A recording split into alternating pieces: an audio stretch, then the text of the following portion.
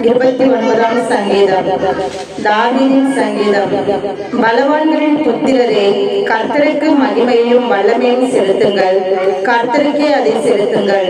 கர்த்தருடைய நாமத்திற்குரிய மகிமையை அவருக்கு செலுத்துங்கள்.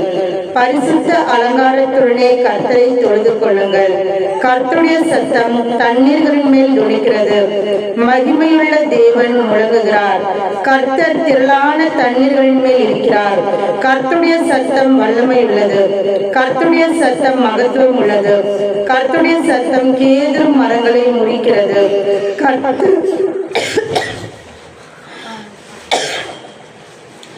கர்த்தருடைய சத்தம் கேதுரு மரங்களை முறிக்கிறது.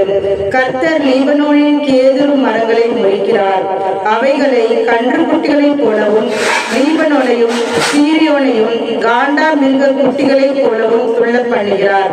கர்த்தருடைய சத்தம் அக்கினி ஜுவாலைகளை பிளக்கும். கர்த்தருடைய சத்தம் வனாந்திரத்தை அதிர பண்ணும். கர்த்தர் காதேஸ் வனாந்திரத்தை அதிர பண்ணுகிறார். கர்த்தருடைய சத்தம் பெண்மான்களை ஈனும்படி செய்து காடுகளை வெளியாக்கும். அவருடைய ஆலயத்தில் உள்ள யாவரும் அவருடைய மகிமையை பிரஸ்தாபிக்கிறார்கள். கர்த்தர் ஜல பிரவாகத்தின் மேல் உட்கார்ந்திருக்கிறார். கர்த்தர் என்றென்றைக்கும் ராஜாவாக வீற்றிருக்கிறார். கர்த்தர் தமது ஜனத்திற்கு பலன் கொடுப்பார்.